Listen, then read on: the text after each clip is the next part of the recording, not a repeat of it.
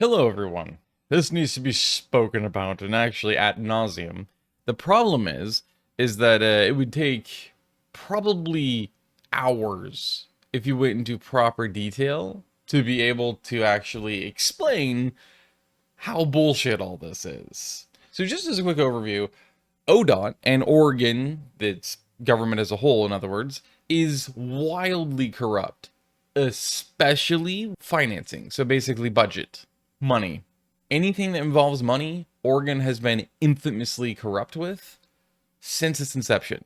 And it only ever gets worse and worse and worse as each year wears on, and thus more and more corrupt. TriMet has always been wildly corrupt. And despite what TriMet tries to insist, by the way, it's very important to remember that they are lying through their teeth when they say that they are entirely autonomous. They are totally separate from government. They are not. They are pathologically lying anytime they tell you that.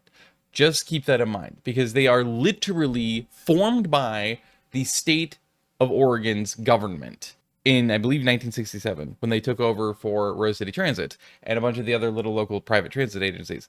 And ever since, they have been a government entity. That's why, right? They require all of our fucking money via taxes. And they have to put it up via vote through the state. And or through the counties, the governments, and also Metro, which is one of, I think, two in the entire nation. Either that's in North America. Either, it's really rare. It's governmental entity of an entire metropolitan area for reasons unknown to me, except it doesn't actually include the Vancouver side because it's in Washington. It's just Oregon as far as I understand. It's weird. It's dumb. Anyway, the point being is that it's a multi-governmental corporation and real estate development company is really what TriMet became. Every single city government, so municipal government involved in TriMet that is a part of its jurisdiction. Same with all three counties. That's what the Tri is. It's the Tri-County. So Clackamas, Multnomah, and Washington. And of course, the state government. They are all what makes TriMet exist in the first place. They are all, yeah, it's literally the flesh and the bones of TriMet is those government entities. So again, anytime they tell you they're not governmental entity, they absolutely fucking are. TriMet, has decided, once again, to live up to their TriMet nickname and constantly be lying about their budget deficit. Usually, and so far historically, it's only anytime they are not able to push through and get approved by the voters and the ridership a new max line or a max line extension, however you want to look at it, they always complain about a sudden usually it's $130 million budget deficit. Why is it always 130? Again, that's something to keep in mind. It's always 130 million. Explain that, because it doesn't make sense how every single time they suddenly enter another deficit, it's 130 million every fucking time. It's always exactly that. It's that now. It was that with in 2009 and 10 when they suddenly, without warning, without putting up to vote, without telling anyone, broke ground on Wes. When they had just made a massive cuts where I think it was 9 different bus lines got completely cut and stopped existing. They cut back on another like 18 lines in terms of bus lines in terms of frequency. They even cut back on max line frequency because they had such a budget shortfall and deficit, and they didn't have enough money to continue to run those services. And then literally it was not even 18 hours later, I think it was 16 hours later, it was broken news by I think a Willamette Weekly investigative reporter that they had caught them in the act of officially doing their own personal private ceremony of breaking ground on Wes, which is the luxury train that subsidizes every rider on an average of $78 per rider. Again, it shows you everything you need to know. And in fact, actually, it was, I think, like, I know it wasn't even a year later. I think it was a few months later, like 3 to 6 months later. And they officially announced that they were officially going to build the Green Line Max. Where did all the money come from? You can see a pattern. With that said, the transportation bond measure, which is different than this transportation bill that did not pass this year, because voters are just not just fatigued, they're fucking done with dealing with giving them their money voluntarily for corrupt agencies that do not ever put the money where it's supposed to fucking go. And in fact, we still don't know where the fuck 90% of our fucking taxes go. They just disappear into the ether, as is Oregon state tradition. And ODOT tradition, for that matter. Or it goes into projects that literally voters have emphatically rejected, like the Rose Quarter Freeway expansion project, if you're ODOT, and also randomly expanding I-5 to add another lane or two between Salem and Wilsonville, when literally that wasn't even put to vote. They didn't even announce that. They just decided to start doing it. Like, okay, cool. And they all, by the way, they started doing that right as they started bitching about not having enough money and needing to pass this transportation bill because they supposedly were billions of dollars in debt. So ODOT's like, we need your money. And meanwhile, quietly in the background, without saying anything, they start expanding I-5 in a massive section. Yeah, it's fucking bullshit. The list just keeps growing with bullshit, corruption, and lies about budget deficits. It's always fucking fraud. And again, this is why people keep turning this down. This is why they turned down this last transportation bill. And again, the different one, which is a transportation bond measure, which is just from, it's mainly from Metro via TriMet here, because TriMet, of course, uses those as their max funding packages. The only time transportation bond measures ever get announced by TriMet and Metro, therefore, and thus the metro area and all three counties, and put up to vote, is whenever the heck they're trying to fund a new max line / extension. Again, there's for some reason there's people that get really upset if you call it a new max line. So to get back on the topic here, and that's just as a well summarized, detailed preface. And for the record, I should actually preface it with this too. TriMet was railing hard, pun not intended, but railing you hard, just relentlessly saying, pass this transportation bill or else we're going to cut back your services heavily. Because it's that big of a deficit to where we need billions and more of your tax money or else you're not going to have service. So they said by, I think it was 2050, I believe, or it was 2070. I can't remember. I think it was 2050. They said that by either 2050 or 2070, 75 or 78% of all service in TriMet would be gone and eliminated if they did not get this God knows how many gobs of billions from us in tax money. And so that's what this is referring to, is basically like, okay, well, I guess we're going to cut things because, you know, we didn't get your money. And by the way, this is a very important detail. All while they were bitching about a constant budget deficit and demanding more money from us, they were also like, oh yeah, by the way, here is 130 or God knows how much. Actually, I know it ran over budget, so it's actually probably closer to like $250 million. We just randomly didn't have, but we were managed to be able to find and spend on the better red, which, by the way, made it fucking worse, as a lot of us watchdogs fucking said it would. And in fact, living by Willow Creek, yeah, it's fucking obvious how much worse it's made it. And also in personal first-hand experience trying to catch max trains. It should be more frequent. It should be like every 5 to 8 minutes at peak hours. Well, a lot of times your trains just don't show up and there's no warning because, you know, better red. Oh yeah, and all the mechanical issues and all the fucking switch issues and all the fucking rail gate issues and all the other mechanical issues and electrical issues and pantograph and overhead wire issues. Catenary issues and other. Like, they've actually upticked since Better Red. If you don't believe me, just go to TriMet Alerts on Twitter and watch it every single day. And then go back before Better Red started and then after. I'm serious. You're going to see how frequent it was before, and it was really frequent. But they had all these fucking issues. And then, because, you know, Max is so state-of-the-art and light rail is so state-of-the-art, so much better than dirty old bus. And rant about that forever. Anyway, so whatever. The point being is that it's all bullshit. So we have to make significant cuts because we just don't have the funding. Advocate for a phased 0.4% increase to the payroll tax over the next 8 years. That's a tax employers pay based on wages or salaries of their employees. Driving is still recovering from the pandemic. Lies. And operating costs are only going up because the payroll tax did not pass. TriMet says it will be forced to cut up to 25% of its bus service. A quarter. of bus lines will supposedly be deleted and not exist. Right. And 10% of its max service by 2032. Bullshit. That's called a bluff. That's called crying wolf.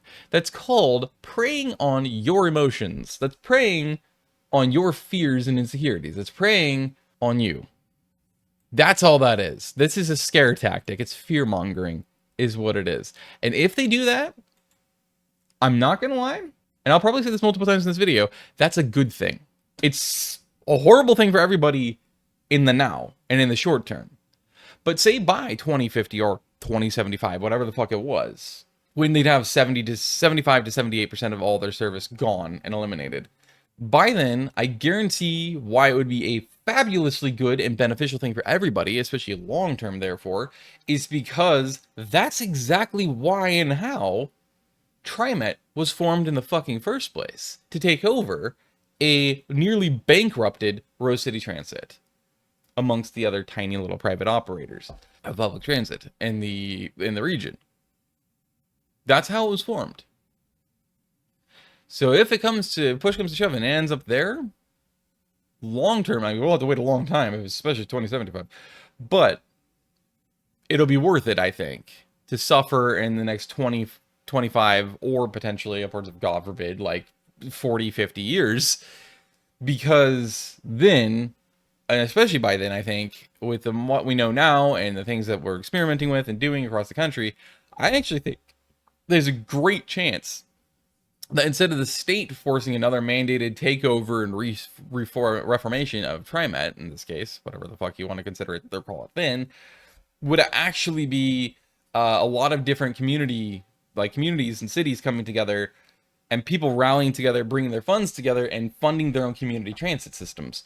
And then on top of that, private public transit, which is a real thing. And actually, a lot of times it somehow ends up being way better and way more consistent and reliable and listens to writers way more often than anyone else. But it actually makes sense that they'd have to listen to writers and go with what the writers demand of them way more often because they're private, meaning they're for profit. And if that's the case, they need to make their money. And how do they make their money? Appeasing and making sure they listen to and do what their writers demand and want of them. So it actually makes some sense that private public transit actually can be beneficial. Plus, they don't have all the same restrictions that governmentally run, so publicly run public transit agencies like TriMet are restricted by. They have a lot less restrictions. They can do a lot more, and they have a lot more money, and if you're rich enough, you also have a lot of fucking power and influence in policies, and being able to even use loopholes to be able to bypass certain restrictions. So, again, there's a lot of reasons why that makes sense to have that instead of a truly fully public, governmentally ran and owned transit agency. This outcome will have devastating repercussions for our region, and it jeopardizes the progress that TriMet has made to grow our ridership and improve service coming out of the COVID-19 pandemic. This is textbook script. Politician script. Politician speak. Textbook. Because, again, it's fear-mongering, right? It's preying on your insecurities, your fears, your emotions, whatever else. It's trying to make you fearful enough that you'll, if they bring it up again, they're big, oh, yes, absolutely, without question, please, make me pay more in my taxes. Which is a terrible idea for a plethora of reasons, especially when you're in this heavily taxed of a fucking state, let alone this heavy in cost of living. And then, of course, on top of it, they're also patting themselves on the back by saying, progress TriMet has made to grow our ridership and improve our service coming out of the COVID-19 pandemic. It's just total marketing speak. It's such bullshit. 11.6 billion over the next decade for road and bridge maintenance and improvements. Which you don't want to hear because likelihood is actually what that's going to be is referring to IBR. And nobody wants that either. And everyone knows that's corrupt, and that's just a rebranded, relabeled, with a new coat of paint and new clothing, CRC, Columbia River Crossing. There's a reason why it's been going on now for 8 years itself, and it's gone fuck all. It's gone absolutely fucking nowhere, because people see the corruption in it. Greg Johnson is a massive conflict of interest to have leading it, because conveniently, as soon as, speaking of the corruption, right? Because this is still government, it's still ODOT and WADOT. He, as soon as he was selected as the head, go figure, immediately, as soon as that happens, they select the firm that he had just fucking been hired from to be the lead for the project. That's a conflict of interest. Amongst many other things, like Bob Ordblad. Is it Ordblad or is it Ortblad? I think it's Ortblad. I'm dyslexic. I can't keep my syllables straight. He's a great person to follow on Twitter. When it comes down to the truth and reality behind all the corruption and all the lies of the IBR, of the Interstate Bridge Replacement Project. Did I ask? That's what I fucking thought. So yes, and yeah, everybody's fucked with that. They're just it's not going anywhere because nobody fucking wants to deal with it. This whole thing, and this is where this comes into play perfectly, by the way, is that this, you should see the comments, by the way. It's probably on the article too, actually, the website, but you should see the comments on the Twitter post for this, where it's just like everyone universally across the states like, no, fuck this and fuck you to Tina Kotek with this whole proposal, because it's a 6% increase to the gas tax. So she wants to increase the gas tax again. By the way, very important detail and context here with the data analytics behind this. The state of Oregon fucking knows. Tina Kotek's, I keep wanting to call her Kotek, resident tampon-in-chief herself, and the Oregon Department of Transportation, ODOT, they all have known for years that the gas tax, it keeps rapidly decreasing overall year-over-year revenue. And the reason why, it has nothing to do with inflation. It has everything to do with the incentivization and the subsidization of electric vehicles and electric vehicle infrastructure and sales. And so they actually have been sitting there talking about how if they were smart, well, what they need to do is, of course, as you would expect, start taxing and having a similar tax to electric vehicle charging infrastructure and electric vehicle purchases and ownership and registration, therefore. Well, that went out the window apparently, and she's like, no, let's heavily tax gas even more. Meanwhile, gas has gone all the way up to an average of like $4.20 per gallon here in Oregon again, and now you want to tax it more. How fun. And then on top of that, increase vehicle registration costs by $43. I fucking paid, I think, $225 to re-register, to just get new tags, is literally what it is. To get new tags and to do the whole process of registering my vehicle again, even though it's already in the fucking state's system. They have all the information they need, but no, the state's like, let's be as inefficient as possible and force you to have to go through the DMV and do everything every 2 years, as if you just bought this vehicle. Have fun. Oh, and we're going to charge you an arm and a leg. And if you think about it, that means they're also charging you just to commute to the DEQ, especially if you have an older car like I do. You have to go to the DEQ every 2 fucking years, I think it is. I'm pretty sure it's like you have to do that every 2 years with the registration, I think is a state law for an older car, which is the dumbest thing in the world. But either way, you have to go to the DEQ. That's $25 outright, I think it is. It's 20 or 25. I think it's $25 to get through and pass through the DEQ. But the point is, you're doing all that. You have to go to and from DMVs, whatever else. You're sitting in traffic. That's already you burning gas, which means you're spending that much more money given to the state via your stupid tax, your gas tax. Now you're paying 6 cents more per gallon of gas in your tax, and $43 more in registration. So now you're paying over a quarter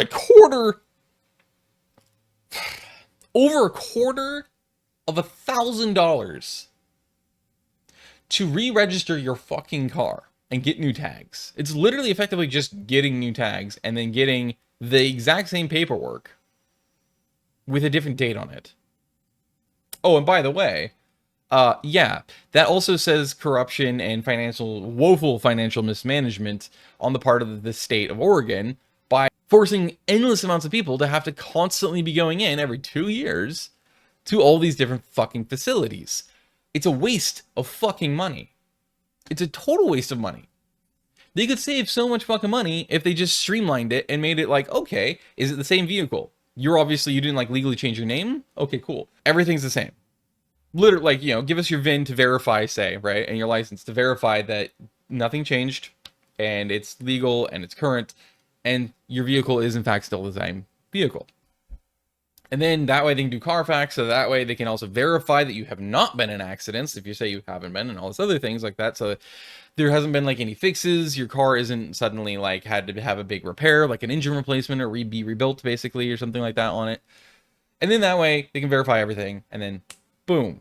All they have to do is just change the fucking dates on your registration digitally. Send you the printed copy of that, and then send you your new tags. Boom. That's it. Nobody has to go into the DMV. The sheer volume of people that go into a DMV would plummet if they did that. And thus, there would also wouldn't mean necessarily that they wouldn't have to have as many DMV employees and also extras because of how overworked DMV employees tend to be. So now they don't have to have a bunch of substitutes that are part-time that come in when, these people take their vacations or whatever the fuck else, if they even can afford to do that, which you probably can't because the state doesn't pay their employees well either, because you're still just a fucking lackey to the corporate scheme. But that's what should happen. And that would save them a fuckload of money. That would save ODOT, not just the state of Oregon as a whole, and those taxpayers, a fuckload of money. But will they ever make sense? Will they ever be efficient? Will they ever streamline? No. You know why? Because that's how government's meant to work in the United States of America. That's the system and how it's intended to function. As inefficiently and inconvenient and as kind of exploitative to us as possible. That's the entire fucking point. And then that way they can keep insisting, like, see, we need more money because if you want your times waiting in the DMV to go down, give us more of your money. Because then we can have more people. We might be able to expand locations or add new ones. Which we will never do. But let's pretend. Don't think logically. Don't think at all. Just give us your money. Okay? Thanks. So yeah, if I recall correctly, I paid $225 to re-register my car. Yeah, it's just insane. And a $139 increase to title fees. $30 increase to electric vehicle fees. $30! That's it! Not even a tax. Not a tax on the fucking vehicles, which we just spoke about like 5 minutes ago. No, it's just simply a $30 increase to the fees. Oh, great. Wonderful. You know what they could do, actually, to get a fuckload more money and also potentially free up a lot more of the electricity infrastructure so they don't have to keep expanding it and building more and more and more endless fucking power plants and power stations and everything else. How about aggressively taxing the fucking data centers? It's pretty fucking simple. The amount of it's insane how unsung this is too. Of like 90% of all the new construction in all the buildings you see going up around Hillsborough, especially along, near the airport, along Evergreen Parkway and Brookwood Parkway and Helvetia and up along even West Union now, Corntown Pass, all those roads up in there, up north of Cornell, all of those are data centers. They're not actually warehouses. They're fucking data centers. And do you understand and fathom how egregiously guzzling and overloading and excessive the need for constant electricity and water is at a data fucking center? And by the way, these things are huge and they keep building more and more and more of them. Literally, they're by eminent fucking domain. If you do not sell out to the developers, they are forcing people out of their homes to tear them down to rebuild this. There's a great video. I'm going to try to remember to link it in this video that I cannot recommend enough. I recommended it actually on my community page or my posts. It's not called posts. On here on my channel on the Criminal Violin. So again, it's a great place to keep up with things, get updates, all the other stuff about what to expect, blah, blah, blah, blah. See stuff I post on my other channels. But either way, also things occasionally like that. And I'm going to try to remember to link you to that video. It's fantastically done. I love the interview with Dirk Knudsen, who's of the Hillsborough Herald, who helped cover and like shed light on what's really going on in Hillsborough, just silently, and why you're seeing endless construction, and that's what's going on. And apparently the history of having quite literally all the world's global trans-Pacific internet and phone telecommunications, in other words, massive cables, apparently they come in via the Pacific, trans-Pacific, for the entirety of North America. They come in via the Oregon coast, and guess where the fucking main hub is? Fucking Hillsborough. I mean, you just have endless amounts of things like that. You have all the big nanotech places, you have all the hardware places, silicone, you know, it's the reason why specifically Hillsborough is actually considered the Silicon Forest. And then just silently, they've been converting a lot of those buildings, and or they have been building a bunch of new buildings, and they're all not actually warehouses. Hey, look, they're data centers. And also data centers, by the way, have very few employees. In fact, they need the bare minimum of employees because they're pretty much self-sustainable, which is terrible.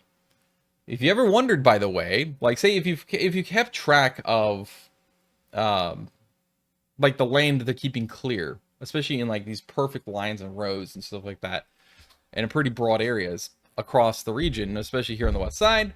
And you also heard and read about how the Hillsborough Hops, they originally going to try to put the compensatory baseball and softball fields and other athletic fields for the Hillsborough Recreation Complex, also known as the Gordon Faber Recreation Complex, or the Hillsborough Hops of the MLB. It's the Diamondbacks, I believe, which I think is no longer going to be Diamondbacks because they're moving to Salt Lake, I think, if I recall correctly. Their AAA team, they were going to put the compensatory ball fields over on this blank plot of land that they technically owned, over across from the parking lots in the northwest corner of the lot, which is empty behind, you know, like PDX5 and all these other places like that. And Bonneville Power came in and immediately said, absolutely fucking not. You will not do that, because our future high tension transmission lines are going to be going through there. We need to have that clearance and a big buffer to the sides because of how high power and high voltage our high tension transmission lines are going to be powering through there. And so that therefore connects with the data center aspect. That would be why they're doing that. It's insane to me, and it kind of pisses me off because it's like, you've got to be kidding me. The last thing we need is more of that. And it's not for us, it's for them. Cool.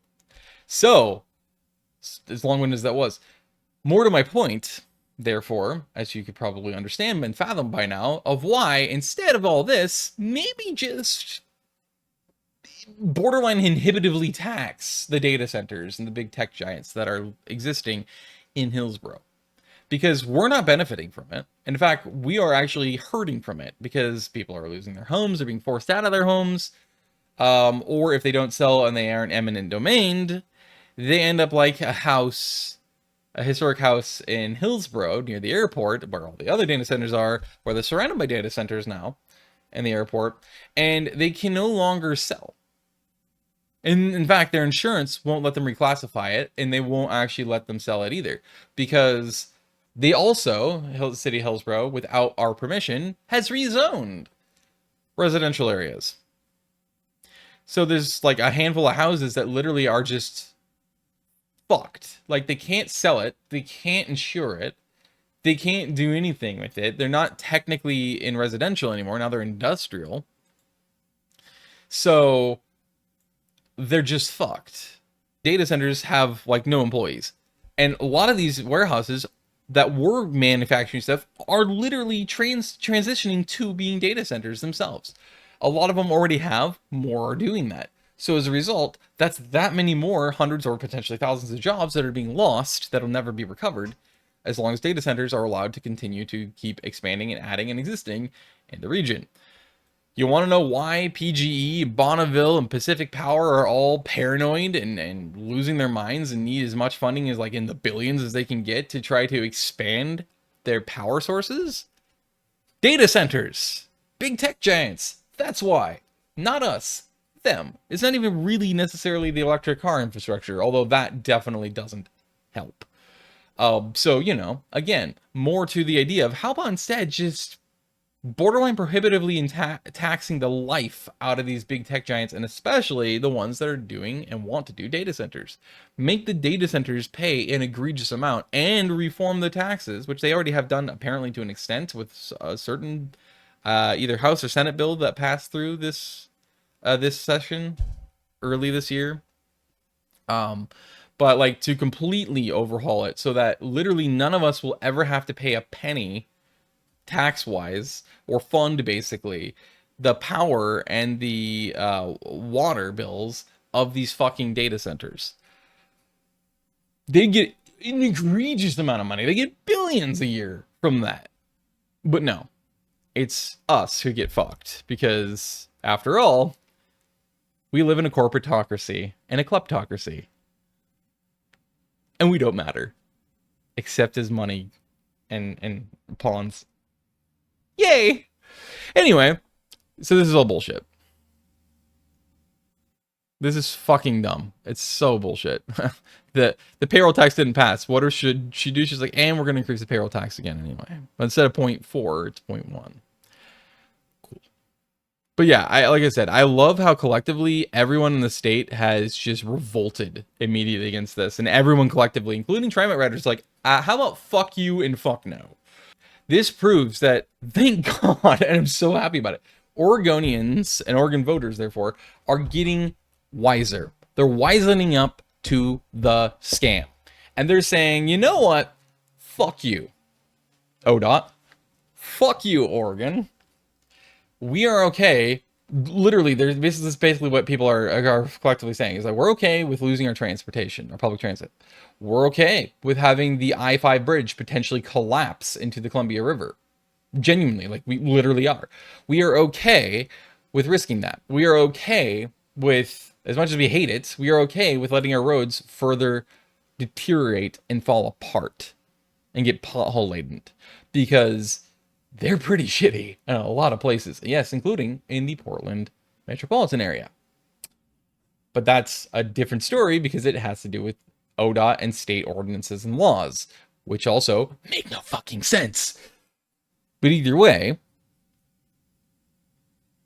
the fact stands. People are literally so fed up with the corruption of the state of Oregon, and thus ODOT and all the various departments in TriMet, and their wastefulness of our money, and their using of our money to do things that we literally, in votes and otherwise, petitions and otherwise, have very emphatically and vocally rejected and said, we will not fund this. And they have been trying to push it through and fund and using our fucking money in the hundreds of millions anyway, a piece per project, for things we literally never fucking had to devote, or if it was, we emphatically rejected. They don't give a fuck. And so, neither do we anymore. We're like, okay, our money that we give you in the billions each time we pass one of these things, you just waste it away and God knows where. Like, to this day, we have no fucking clue where probably at least, I'd say 70 to 75% of all of our tax money goes every year. But we just don't know. We are utterly clueless as to where the fuck it's all disappearing to. But it is disappearing. That much is clear. And so, because of that, and then what little money we do see go somewhere goes into things we literally reject, or we say we're not about, or you didn't put up the vote. And also our roads aren't getting any better. They're getting worse progressively, despite the billions we funded you with. Then we'll just accept it without giving you our money. You don't get any of our money. We're not going to approve it ever. We're not going to let you do it. It doesn't go into fixing our roads and maintaining them anyway. It doesn't go into proving anything. And it even goes against us sometimes. So, fuck you. You don't get our money. We're not going to approve any more funding anymore because there's no point. It just gets wasted away into the ether And nobody supposedly knows in the government where the fuck it went. But they just know they need more amount of money every 3 to 4 years. That's what it came down to. Every 3 to 4 years, they're like, we need billions more in your tax money. Give us more money. No. And that's literally what the voters here in Oregon and even the non-registered voters like myself are very vocal about. We're basically like, we'll call your bluff. Checkmate, bitch, because we're not going to give you our money anymore. And that's what this helps prove, is the massive, intensive, immediate backlash from everyone collectively towards this whole thing.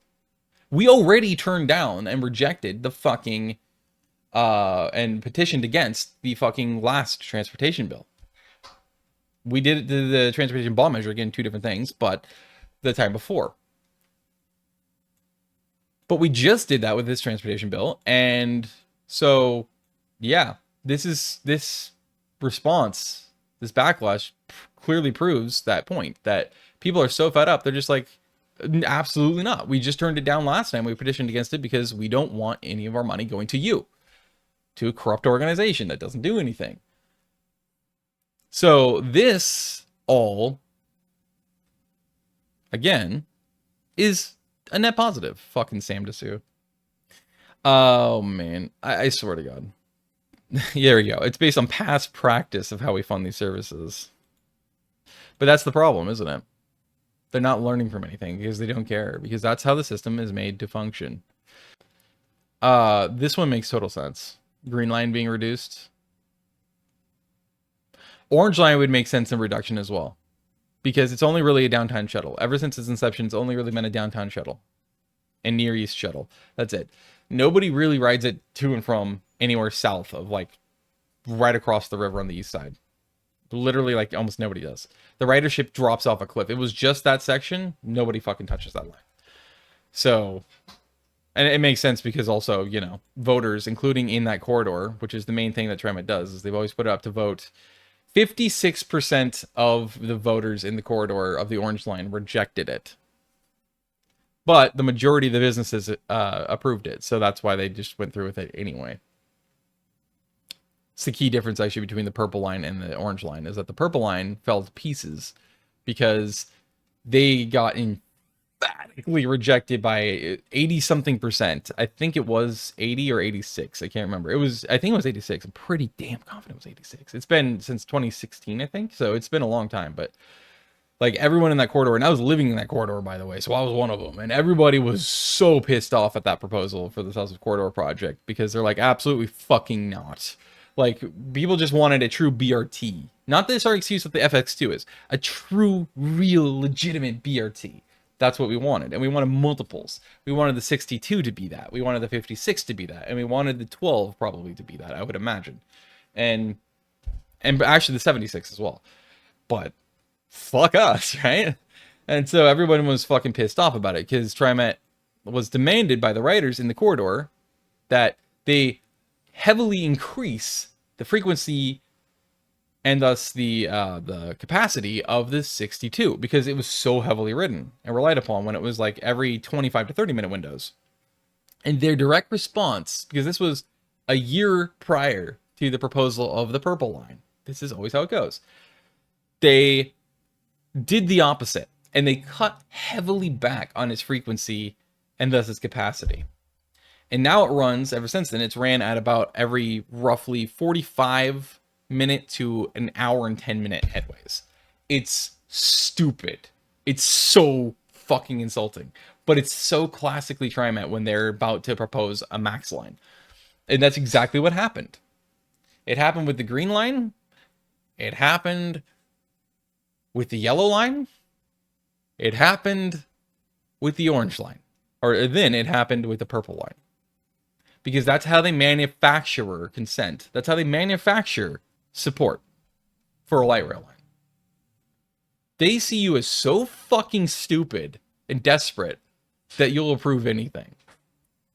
I like how they're saying specifically they are facing a financial cliff. You can see how each of these are buzzwords to the different branding of the same buzzwords or buzz terms. Financial cliff, fiscal cliff, budget deficit. There you go. Boom. This is Roberta fucking Altstad.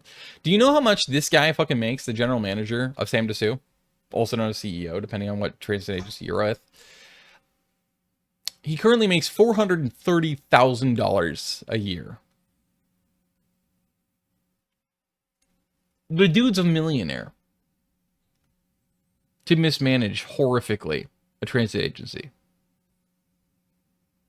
You know how much Roberta Altstad makes? She's white collar too. As the fucking... As a PR person. As the person who goes out there and does the interviews. She's white collar. She's probably a millionaire by now, actually. If she herself personally is good at money management. Because if she saves up her money, that doesn't count any kickbacks she might be partial to or whatever. She makes, I think it's like $220,000. It's not a year. It's outrageous. Are you PIO? That's it. Public Information Officer. That is ridiculous to me. That somebody like that can make that kind of money for that kind of a job, which is effectively part-time. In fact, it's almost an insult to part-time. It's so little. And these people, because they're all executives technically, even Roberta technically is an executive, on the board of TriMet, just like CTRAN up in Vancouver, pretty much any major transit agency in the country, this is, if you watch and listen to or follow along, if they're open, TriMet tries their hardest to prevent the public from watching their board meetings, by the way, each month. But CTRAN is the exact opposite. They're wildly public with it. They have they have it on the public access television and online streaming for Clark County. They have it actively reported in live time in their tweet sessions on Twitter, on the Facebook, I believe, as well. CTRAN is very opposite of TriMet in that regard. And it's so insightful to look at these things because you can actually understand why big agencies that are as corrupt as TriMet want it as closed down as possible by watching things like CTRAN, because literally the consistent theme, and especially if you can access and dig in and somehow get access to these board meetings, you find that like every few months up for vote, and it's almost always, by the way, directly immediately after they're talking about how they have a major budget deficit and it's just gonna, their shortfall is gonna get worse and worse and worse year over year, and so they need more funding. And immediately following that, almost every single time without fail, they're bitching, moaning, complaining, and pleading with the people who are watching to please give us more of your money, because we don't have enough. We're gonna have to start cutting services heavily. And then immediately, and I mean immediately after, the next agenda item is a pay raise for these fuckers. And every fucking time, and I mean every single time, it's immediately unanimous. It doesn't take them any time at all. It's just instantly unanimous. Yes, we deserve a pay raise. How fucking insulting is that? Like, they literally take like 15 or more minutes every other fucking board meeting to be like, yeah, we're in a major budget deficit. We're gonna have to start cutting back services, especially if we don't get more of your money. Oh, and by the way, it's gonna get worse by the tens of millions a year, or hundreds of millions, depending on the agency's size. So we're gonna need to cut back a lot of services, and we're gonna need a lot more of your money. Now that said, we're gonna pay ourselves a good $30,000+ more in our wages or salaries. Have fun. Thank you for the money. It's so egregiously insulting and stupid. I swear to God. This is the reality of public transit agencies in the United States of America. This is how they're made to operate. They basically just use it as a scheme to get themselves paid. And then on top of that, ruin the agency and woefully mismanage the finances otherwise. And then on top of that, big kickback paychecks from big name developers and, of course, from lobbyists like the light rail lobby, which very much exists, by the way. And in fact, actually, there is a stupid amount of evidence that does prove that there is such a thing as a light rail mafia in this country that pretty much runs all the major transit agencies in the country. And it's even trying to clearly infiltrate into smaller agencies via the bigger agencies if they border each other, like TriMet into CTRAN, when nobody up in CTRAN actually wants it. And then you have the corruption up in CTRAN in Clark County, Washington, when it comes down to their political retaliation against one of their own fucking board members in CTRAN and one of their own county councilors who were actually doing the will of the voters and said our voters absolutely and emphatically say we don't want anything to do with funding or anything to do with even having a max light rail or any kind of light rail extension put into Clark County, into CTRAN. We don't want that. We're fine with our bus service instead.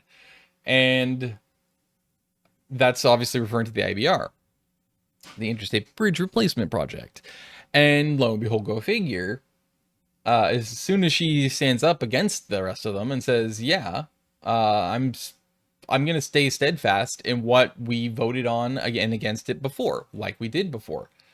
And now that it's up for vote again to try to flip it, because apparently all you guys suddenly decided to make a complete 180, even though the ridership, our ridership, you know, the ones that fund us to exist as a transit agency and pay our bill, you know, pay our bills, so pay our paychecks here to be these board members, and also our county constituents, yeah, they also still want nothing to do with it. So I'm going to stay steadfast and vote against this.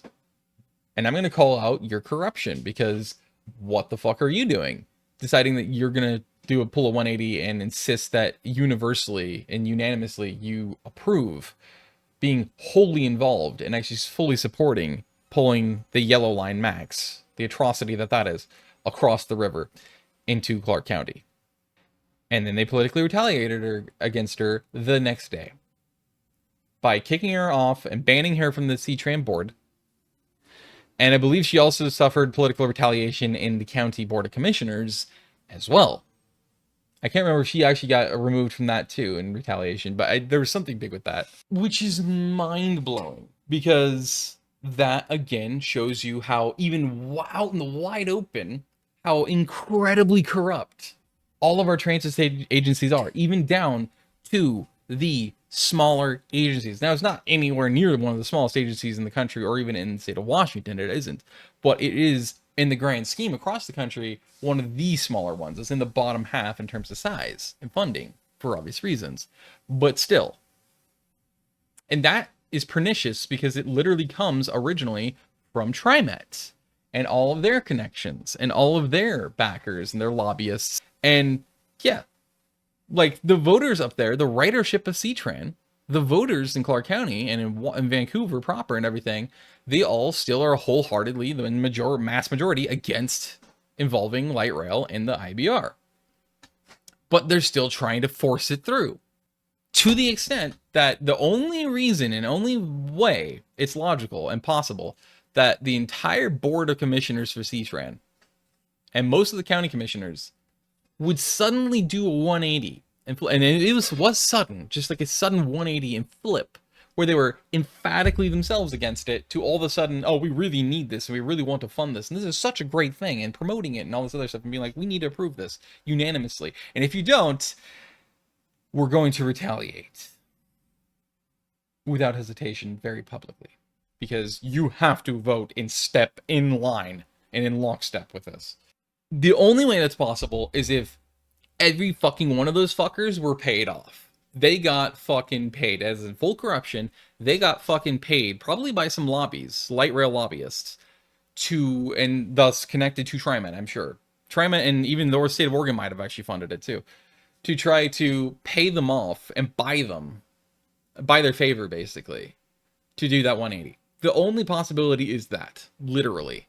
And therefore, likelihood is, they tried to get to this woman as well.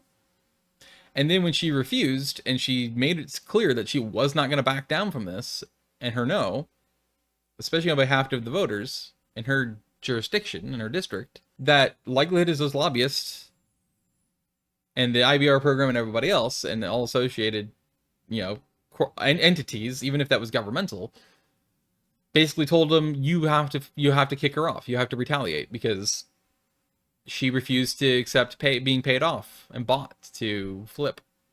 And we can't have that. I guarantee that's what happened. But again, it's just corruption out in the wide open. And again, mind you, they don't have the funding for this shit. Again, like, this is the whole point of this article and this supposed shitty proposal from Tina Kotek's tampon, like, to do this funding thing. It's the whole fucking point, is so that they can supposedly fund transportation and all these other things and the projects that are supposedly necessary and maintenance, blah, blah, blah. And you know, way too big of a portion of this is going to go directly to the IBR, and thus to TriMet, and thus to trying to force that damn max extension across again. And that'll always be a major problem and red flag. So it comes full circle once again, because you don't even have the money for it. You never will. You know you won't. The political willpower for the voters is against you. The writerships are against you. So no, I'm going to stand my ground and say, no, I'm not going to approve of that. I'm not going to change my mind, because I know better, and you get retaliated against. Fun. Again, it shows you the economic corruption. And of course, last but not least, here's the actual TriMet newsletter. We're writing to you with some difficult news about service cuts that we need to make since 2019, blah, blah, blah, blah, blah, blah, blah, blah, blah, blah, blah. Oh, by the way, another thing that TriMet has spent hundreds of millions of dollars on while bitching about not having any money to fund anything is procuring and buying 40 brand new max light rail vehicles. Hundreds of millions of dollars, if not maybe even over $1 billion, because vehicles are expensive. They bought those. And also, by the way, they must have bought new buses from Gillig again, because I saw, which is totally unnecessary, by the way, because I saw bus testing on a couple of buses recently coming at different times of day, coming back down 185th, or one of them was coming out of the Willow Creek Transit Center. So if it's for training, you know, so there's a new bus operator that's being trained actively, then it says bus training on it. If it is coming from the garage, it says garage on it. Or we are hiring $7,500 sign-on bonus, which is a lie, by the way, because it's spread over 3 years. Oh, by the way, how can they afford that, right? If there's such a shortfall, and they have been for years. So they have a bunch of new buses. That's at least a few $100 million they've spent. At least a few $100 million on 40. In fact, I guarantee that's got to be over $1 billion, because it was 40 new max sets, the Type 6s, or the 600 series, however you want to see it, from Siemens. So they've guaranteed spent well over $1 billion, while actively also bemoaning a massive budget shortfall and fiscal cliff, to the extent that they're now officially announcing, as of the same day, by the way, as yesterday, same day, this was yesterday as of recording this, so the 23rd of July, 2025. So it's the, it was the exact same day that Tina Kotek's tampon released that whole plan to fund the transportation package, again, that everyone denounced immediately. And then they sent this newsletter out saying they're cutting back a bunch of services. The funny thing is they've already spent over $1 billion, clearly, on procuring a bunch of new transit vehicles that they didn't need. Were the original Type 1s, the Bombardiers, that literally are just called Bombardier LRVs, or light rail vehicles, because they didn't even brand them because it was so custom to TriMet when they first launched the Max Light Rail system, that Bombardier just made these custom and they never really made them again. So TriMet's the only one who's ever had the Type 1s of Bombardier. They're over 40 years old now. All of them are. Actually, I think one or two of them might be 39 years old. But the oldest one was, I think, 42 this year. It's 41 or 42 years old. It's old, dude. Like, for a light rail vehicle, for any transit vehicle, actually, that is egregiously old. But believe it or not, despite their age, they didn't need to replace them. And you want to know why? Because the fucking Bombardiers, the Type 100s, the Type 1s, quite literally, are by far TriMet's most reliable max trains. To this day, they remain the most robust, reliable trains on their entire system. The newer they get, the less reliable they are via track record. It's wild how much worse each subsequent order of a new set of Siemens vehicles gets. They are getting worse and worse in reliability and quality. And I will admit, some of that is probably all but guaranteed to be TriMet's fault, because TriMet's always cut corners. They like to go as cheap as possible. That's actually literally the only reason why TriMet is obsessed with only ordering Gilligs. They don't even test or buy New Flyers or anything associated with New Flyer Industries ever again. The reason why is because New Flyer still has at least some integrity into the minimum amount of effort and quality they're willing to put into their buses. Gillig, on the other hand, doesn't give a fuck. They're just like, give us your money. If you're willing to pay us, we'll do anything you want. If you want just a husk and an empty shell with no seats and, I don't know, fucking straight jackets instead installed on the floors and on the ceilings and on the walls of the bus, we'll do that, because that's literally, it sounds like an exaggeration, but I wouldn't be too surprised if it was legal. Gillig would do that because it's money. They're like, we have a contract, great, we'll do it. And so Gillig has zero integrity, so they're like, okay, we don't care as long as we have a contract, we're good, because that's money in the bank. So that's why TriMet and them are like a match made in heaven, because Gillig is willing to go the most bare bones, even legal gray area level of safety and quality and reliability on their buses, because that's what TriMet wants. They literally as bare bones as possible on their vehicles at all times. And I'm confident that's the same shit with their Max trains. Maybe to a lesser extent, because that is their state of the art, and they globetrot promoting this as the transit mecca of the world. Literally, that's a TriMet actual quote, by the way. They for a while there, for 2 or 3 years, they promoted themselves quite literally as the transit mecca of the world, which is beyond words how insultingly just delusional that is. And then on top of that, also that leaders in transit technology, and what they're referring to is the Max system, which is one of the most faulted systems in the world and malfunctions all the time, especially in that technology. I don't know. It's just stupid to me. Like, this is a tech that's been around for literally ever. It's been around since, I think, the 1820s or 1810s or something like that. Maybe actually, no, I think actually the first locomotive was, I think it was 1798, wasn't it? I mean, it's an archaic transit technology. It's trains.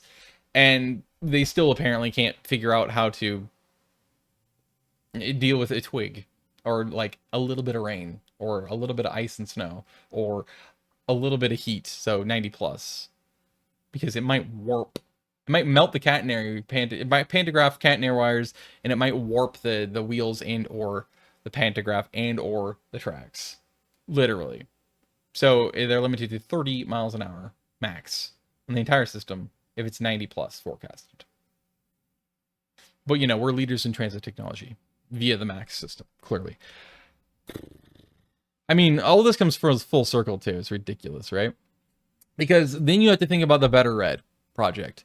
It didn't improve anything. It did, in fact, make it less reliable and worse, especially because of all the traffic conflicts and the signal issues, including not just for the train.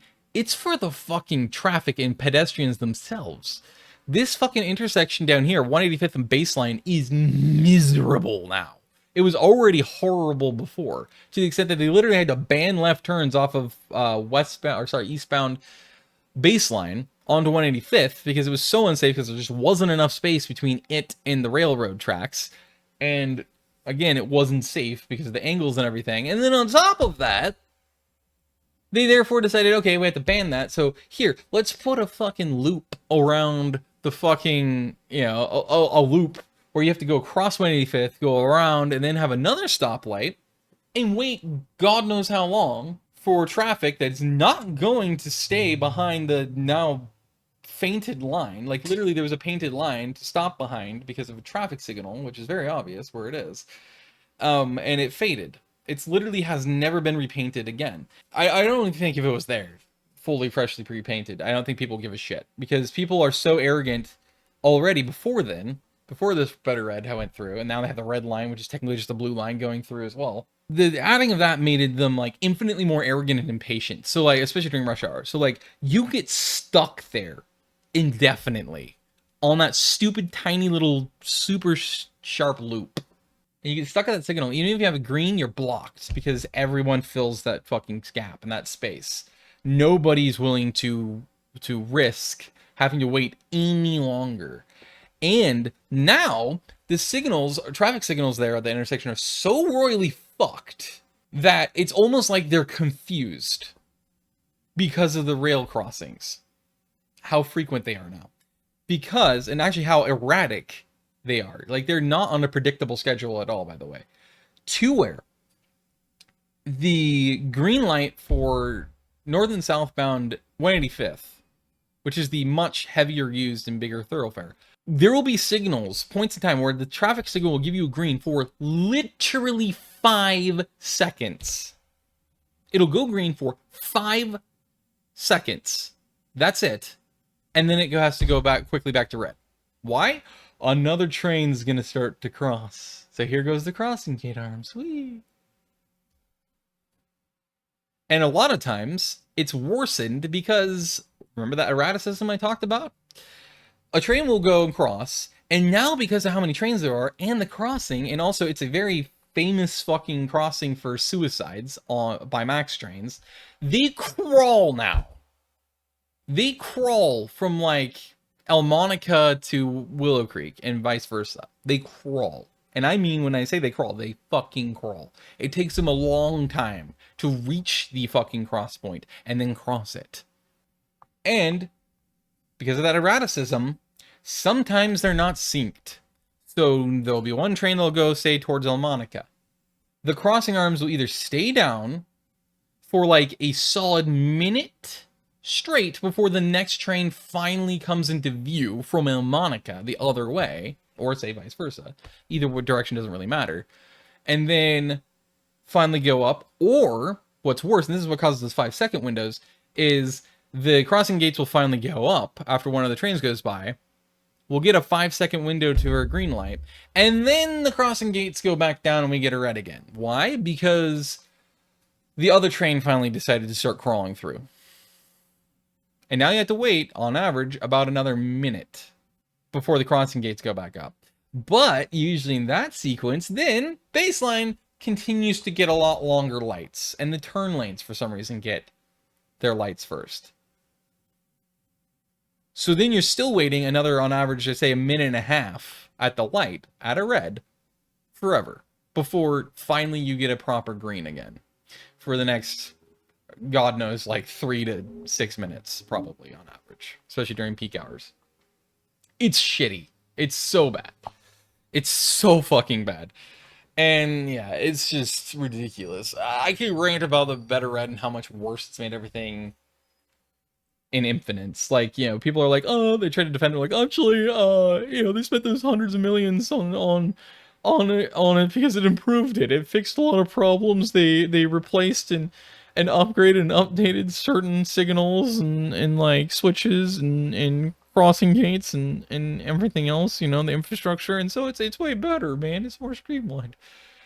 But if you, again, say, like I said much earlier in this video, go to like TriMet alerts on Twitter, because that's directly from dispatch immediately, you'll find out that that's complete horseshit. And in fact, it's amplified the amount of mechanical and electrical and switch and crossing and other issues that they keep having. So it's not helpful. It's made it worse. And then go figure, it makes sense because it's quantity over quality.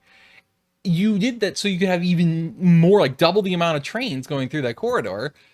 And go figure, that means it's going to double the amount of problems you have, especially when your tech, being the train, in this case, the tech relating to the vehicles themselves, the train sets, are that much fucking substantially cheaper and worse in corner cut. It's ridiculous. So it goes full circle, because then they've also spent, so they spent over $1 billion on procuring new transit vehicles.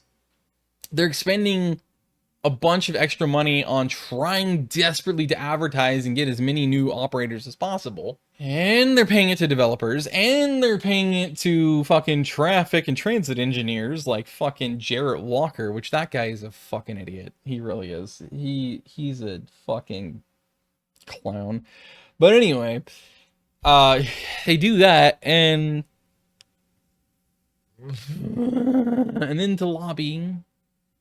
They fund the lobbying for policies they want, and all this extra advertising and branding for marketing for max lines nobody fucking wants. They even sell merchandise, for fuck's sake, which costs money, and I guarantee they lose money on merchandise. It's the weirdest thing. Like, you can see how arrogant and up their own ass their heads are about how great they think they are. That they literally fucking made, like, a decade and a half ago, they started making and having a shop to sell TriMet branded merchandise. As if they think they're the London Underground, or the Paris Metro, or the fucking Renfe, or TGV, or Shinkansen. Like, it's Japan Rail, so JR. I mean, it's just, you know, they're losing money on that. Like, they're losing so much money doing that. They have ever since they started doing it, because they're not that level, and they never will be.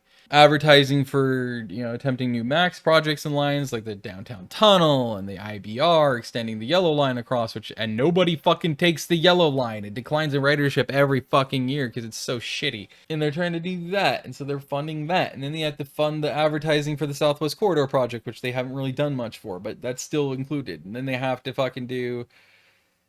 I mean, dude, like, you don't understand how fucking much money they're spending a year at TriMet.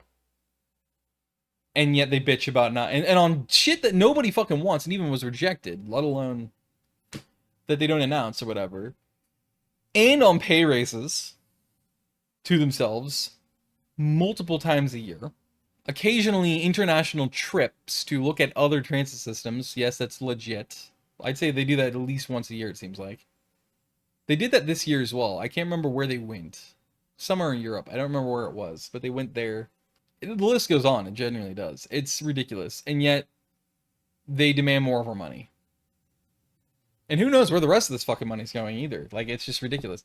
TriMet is woefully infamous and known for their woeful financial mismanagement.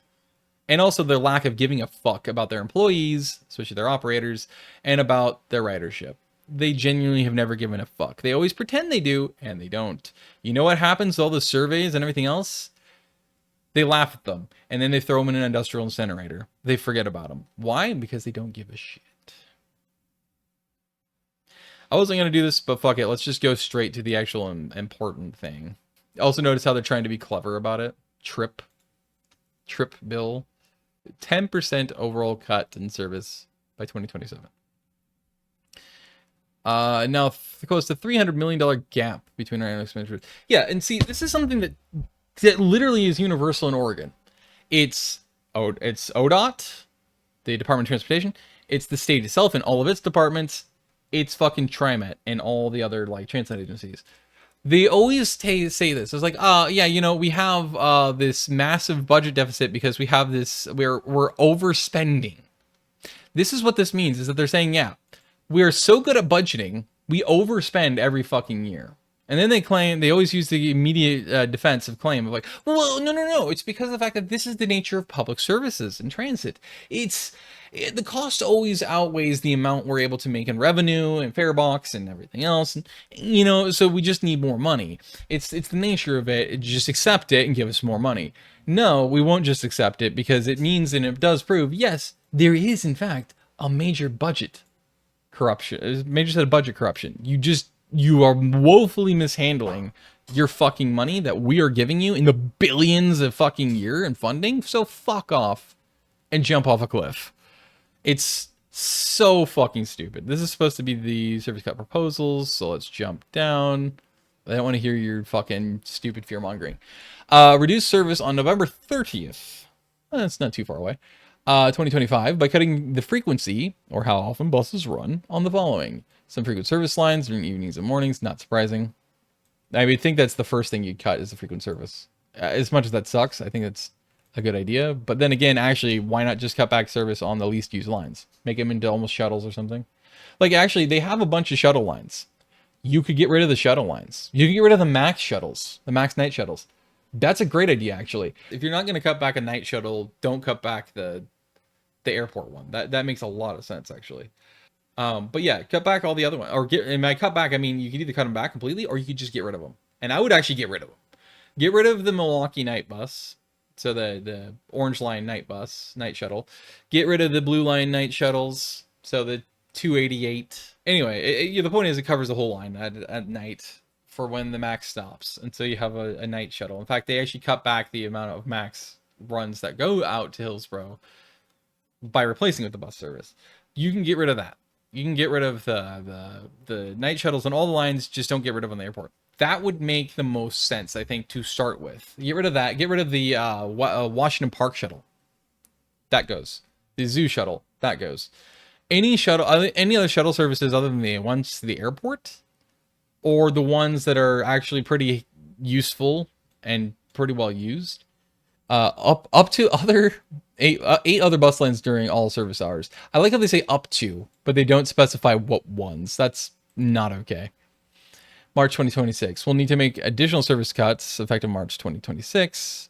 We will be engaging writers this fall to discuss these cuts, but proposed cuts would include eliminating some low ridership bus lines, not surprising. Eliminating evening service on lower ridership bus lines. Probably will include the 62, even though that's their own fucking fault. It'll definitely include the 67, but people wanted that increase, and they got a slight increase in schedule adjustment, which is great, at least during rush hours. So they should keep that because a lot of people wanted that, and so now there is an increased ridership on it overall. But they'll probably cut it back anyway because it's the 67. They don't care about the 67 corridor for some reason. Reducing max green line route, which makes sense. May 2026 through August 2027 for service cuts would be required. Again, the lie is it's required. It's not required. They're just trying to fear-mongering and bluff. And if they have to do it, they'll do it. But it's only to try to force you to give them your money. Without an increase in revenue. See, that's in arts profit, not funding. So notice how they don't specify funding. They specify revenue, profitability, as if they're a private corporation, which they kind of are. We'll have to cut additional service above that 10% to balance our budget. These service reductions will likely include additional cuts to frequency on at least a dozen bus lines, eliminating other bus lines or portions of bus lines, reducing the frequency of all max lines during some parts of the day. That's fine. Here's the thing I thought of in this. TriMet is a real estate development and acquisition company. They are. With the amount of different planning stages, like they planned something out here to replace most of the Willow Creek Park and Ride because it's always empty. So they planned and proposed like 2 or 3 years back. They had a meeting at PCC Willow Creek and they proposed to the neighborhood building a, I don't think it was mixed use. It should be, but I don't think it was mixed use. I think it was just low and affordable income, strictly apartment complex. That was supposed to be 5 stories or something like that, I think, on the property there. And that was their proposal. And I didn't hear about it except by my mom and a couple of neighbors who had been by there or had been into that building and caught wind of it there and then. Because TriMet never announced this in a newsletter. They never announced it publicly at all. And then they just randomly like, oh, by the way, no advertising, but here, we're going to hold this open house proposal for this. You know, and they're doing the same thing with Hollywood. Hollywood Transit Center is getting completely reconstructed, I guess you should say right now, to where it's going to have this big mixed-use development in it. It's going to have 2 really big, at least by modern American standards, 2 really big mid-rise towers going in there. And there's, so, you know, upper medium density. They're going to be, I think it's like 10 stories, I think, is what they are. I think they're 10 to 12 stories of mixed-use apartments for affordable and low-income residents and people who also are immigrants and or are in transitional housing. Basically, people, whether they're coming out of a drug treatment program, they're just released from jail or prison, or they're in transition between being homeless and getting a job and building a life for themselves. That is who it's for, which is good. And that's the main majority, and unfortunately in America, of who public transit's built for. Is it's for the poors, like myself and a bunch of other people out there. And it's not for anyone else, and especially buses. And so, like, again, because of doing that, they developed a bunch of shit down around Clackamas as well, because they acquired a bunch of property down there. And there's somewhere else out east, like a couple of other places they're redeveloping. I think they're the ones who are, TriMet is the owner of the property, and that's the development of the Rockwood neighborhood and area around their Rockwood Park and Ride and Station, and Gresham, or Far East Portland. I think it's technically Gresham there. Either way, it's way out east in the metro, along the Blue Line. I'm pretty sure they're the ones behind that one. And that would also explain why they're talking about, and they had this whole newsletter and survey about asking writers, like, especially in that corridor, of like, what do you want us, or what do you think is the best use for these park and rides, and what do you think we should do with the properties adjacent to them? Like, you know, how should we develop them? Proving that they own those properties. So I'm pretty sure they do that. They have that because they included Rockwood in there. So I'm assuming they own that property, and that's their development project, is that Rockwood development, which is decently dense for where it's at. It's good for by American standards. But my ultimate point, droning on about that, for mentioning that kind of development, is the fact that because that's the case, I think what they should do is, in everybody's rent, set aside a specific portion of the rent that TriMet gets to take themselves to fund. That would be therefore also ability to call that revenue. That would technically be profitability. And you get more profit from having at least partial ownership of the property. You may not manage it, you may not run the complex, but you technically do own the building, and you technically own the property it's on.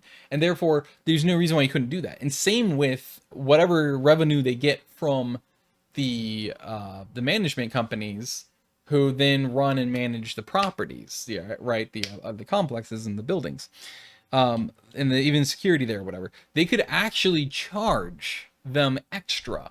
They could tax them a little more. They could be like, okay, here's what we're gonna do.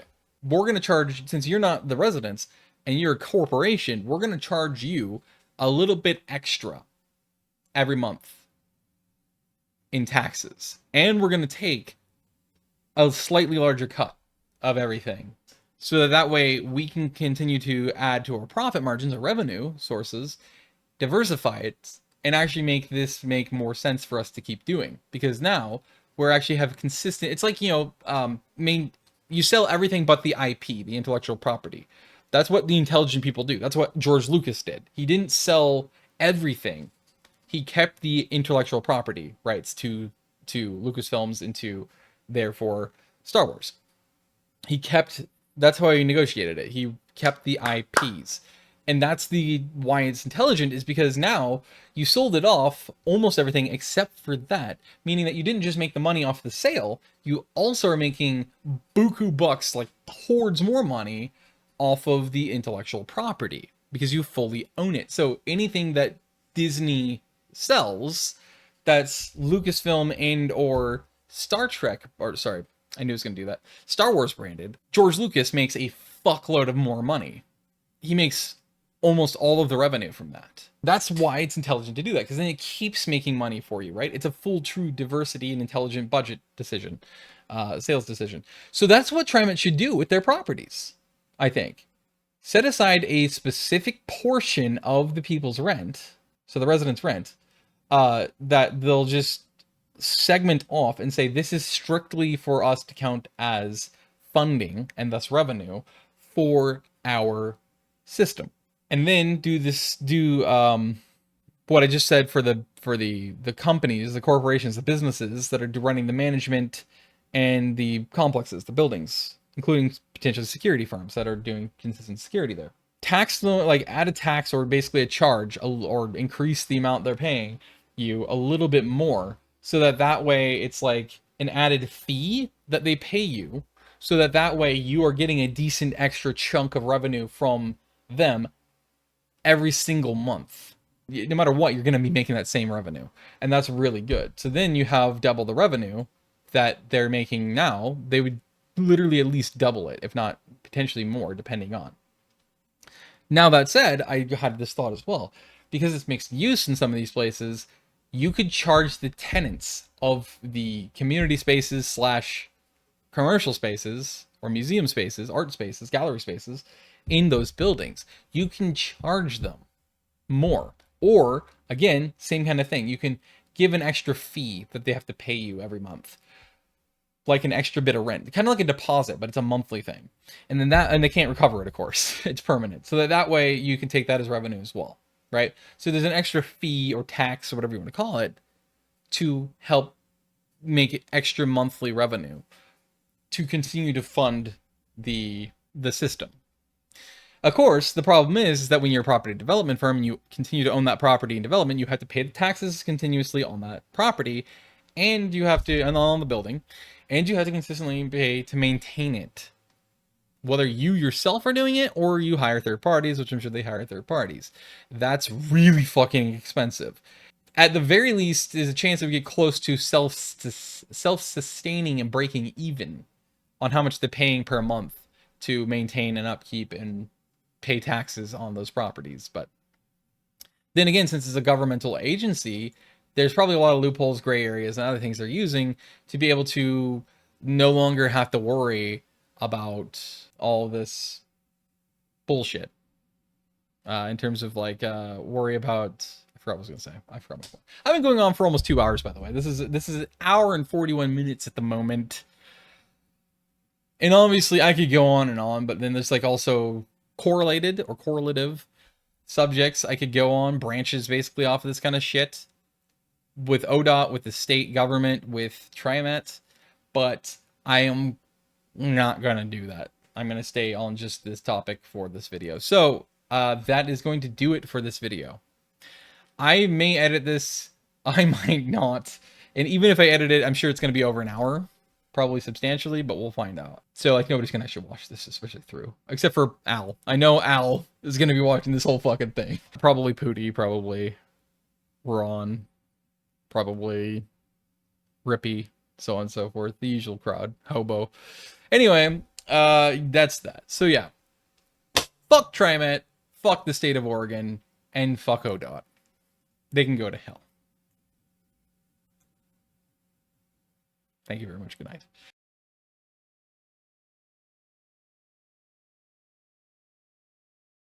DEI, I wouldn't necessarily, depends on the Green Initiative.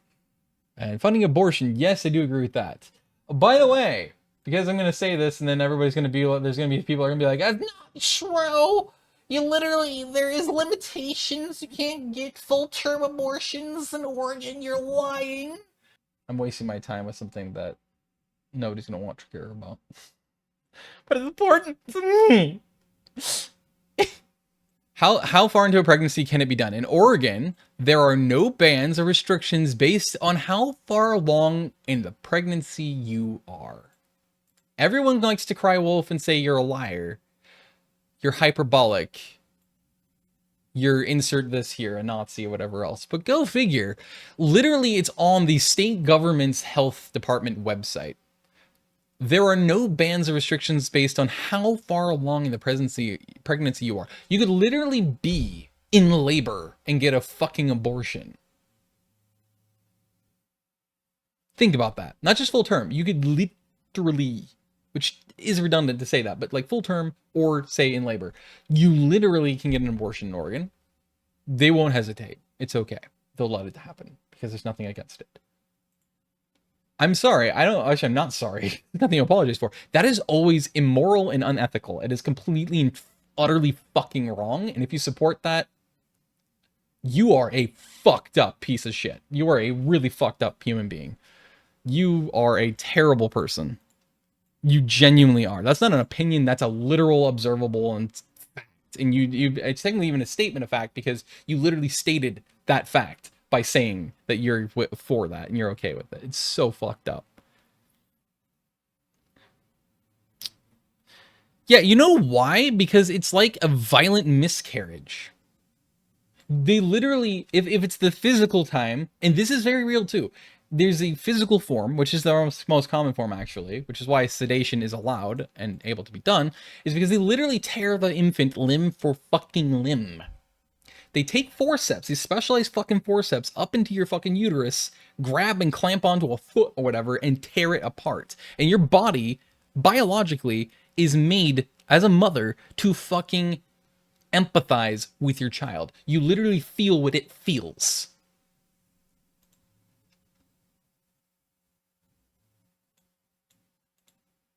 That's why you experience that shit. And if you experience postpartum, yeah. That's literally your body telling you you fucked up. Because you're experiencing that empathy, whether you want to or not, for the child you just had fucking dismembered alive. They can't feel anything. They fucking feel a lot of shit. It's not even that late into a pregnancy either. That's the crazy part. But anyway. So that's the important thing there. I'm going to take a picture of that because I need that screenshot. Do this. And then I'm going to do this so that people can't bitch, moan, and complain. Say, that's not true. Yes, it fucking is. Anyway, I got sidetracked. Thank you so much for watching. And yeah, there's your proof that that is actually legitimate and not a fucking lie. Because Oregon is royally fucked up. So I agree with that notion that maybe let's, you know, not just infinitely fund abortions to the extent that you're literally also advertising to people in other states where it is restricted and saying, please come to Oregon, we'll do it for you. Because then we're paying for somebody from elsewhere. That's fucked up. To do something horrific. But I digress. Anyway, set back aside. That pretty much sums up this video. So thank you so much for watching, and tell me all the reasons why I'm incredibly wrong and I don't know what I'm talking about and why I'm an idiot in the comments below. Okay. Also make sure to report me in the channel and get me banned. Okay, bye-bye.